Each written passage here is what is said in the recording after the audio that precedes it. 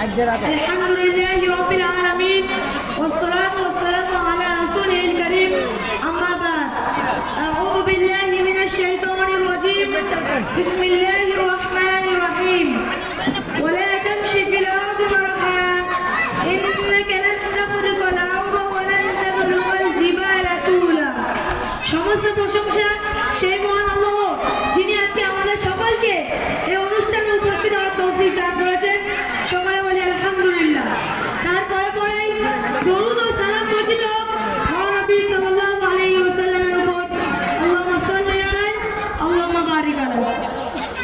সম্মানিত উপস্থিতি ও আমার সামনে বসে থাকা সকল ছাত্র ছাত্রী এবং গার্জেনেরা, আমি আপনাদের সামনে যেই বিষয় নিয়ে আলোচনা করতে চলেছি সেই বিষয়টি হলো অহংকার।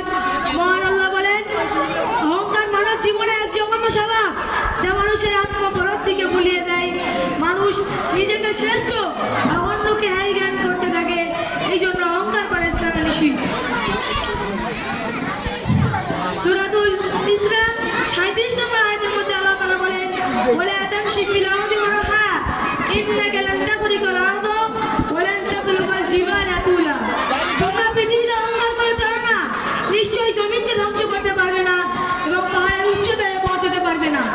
এরপর সূরাতুল লুকমান সূরাতুল নাহলে 23 নম্বর আয়াতের মধ্যে আল্লাহ তাআলা মাত্র বলেন, লা জারামা আন্নাল্লাহা ইয়ালামু মা ইউসিরুনা ওয়া মা ইউলিনুনা ইন্নাহু লা ইউহিব্বুল মুস্তাকবিরিন। এটা নিঃসন্দেহ যে আল্লাহ জানেন যা আমরা গোপন করি এবং তিনি সেটাও জানেন যা আমরা প্রকাশ করি। তিনি কোনো অহংকারকে পছন্দ করেন না। এরপর সূরা লুকমানের 18 নম্বর আয়াতের মধ্যে আল্লাহ তাআলা বলেন, ওয়ালা তুসাহির খাদ্দাকা লিন-নাসি ওয়ালা তামশি ফিল আরদি মারহা ইন্নাল্লাহা লা ইউহিব্বু কুল্লা মুখতালিন ফাখুর। অহংকার বস্ত্র তোমরা মানুষকে অবজ্ঞা করো না এবং পৃথিবীতে অহংকার করে বিচরণ করো না, কারণ মহান আল্লাহ পাক রব্বুল আলামিন কোনো অহংকারী বান্দাকে পছন্দ করেন না। উপরিউক্ত আয়াতে আল্লাহ তাআলা দাম্ভিক ও অহংকারকে অপছন্দ করেন বলে ঘোষণা করেছেন। মহান আল্লাহ মানুষকে সৃষ্টি করেছেন, এই মানুষের মধ্যে কেউ সাদা, কেউ কালো, কেউ ধনী, কেউ গরিব। মানুষের মাঝে এই ধরনের ভেদাভেদ আল্লাহ তাআলা সৃষ্টি করেছেন। আমার সকলের রিজিকের ব্যবস্থা তিনি করেন।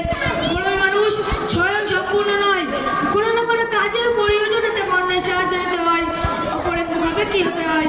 কাজে অহংকার মানুষের সাজে না। এই অহংকারের পরিণতি সম্পর্কে নবী সাল্লাল্লাহু আলাইহি ওয়াসাল্লাম কঠিন উসুরি উচ্চারণ করেন। রাসূল সাল্লাল্লাহু আলাইহি ওয়াসাল্লাম কিছু হাদিসের মধ্যে বলেন, তার মধ্যে প্রথমটি হলো আবি হুরায়রা রাদিয়াল্লাহু আনহু আন্না রাজুলান ক্বালা লিন-নবী সাল্লাল্লাহু আলাইহি ওয়াসাল্লাম আউসিনি ক্বালা লা তাগলাব ফারাদ্দা যালিকা মিরারান ক্বালা লা তাগলাব। আবু হুরায়রা রাদিয়াল্লাহু আনহু বর্ণিত, তিনি বলেন, এক ব্যক্তি রাসূল সাল্লাল্লাহু আলাইহি ওয়াসাল্লামকে বললেন, আমাকে উপদেশ দিন।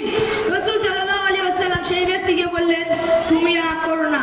সেই ব্যক্তি কয়েকবার রাসূল সাল্লাল্লাহু আলাইহি ওয়াসাল্লামকে জিজ্ঞাসা করলো এবং রাসূল সাল্লাল্লাহু আলাইহি ওয়াসাল্লাম প্রত্যেকবার একই জবাব দিলেন, তুমি রাগ করো না। সহিহ বুখারী হাদিস নম্বর 6116।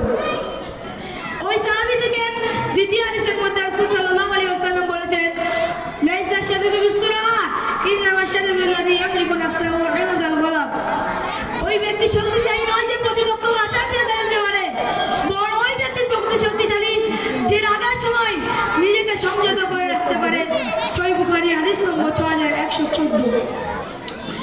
এরপর আবি হুরায়রা রাদিয়াল্লাহু আনহু আন্না রাসূলুল্লাহ সাল্লাল্লাহু আলাইহি ওয়াসাল্লাম قال لا ينظر الله يوم القيامة لا من جر إزاره وتراه। আবু হুরায়রা রাদিয়াল্লাহু আনহু বর্ণিত, তিনি বলেন, রাসূল সাল্লাল্লাহু আলাইহি ওয়াসাল্লাম বলেছেন, যে ব্যক্তি অহংকারগ্রস্ত টাকনুর নিচে কাপড় ঝুলিয়ে পড়ে, আল্লাহ কিয়ামতের দিন তাদের দিকে তাকিয়ে দেখবেন না। সহিহ বুখারী হাদিস নম্বর 5342। এই হাদিস থেকে বলে যে যারা অহংকার করে টাকনুর নিচে কাপড় ঝুলিয়ে পড়ে, আল্লাহ কিয়ামতের দিন তাদের দিকে তাকিয়ে দেখবেন না। কিন্তু অত্যন্ত পরিতাপের বিষয় হচ্ছে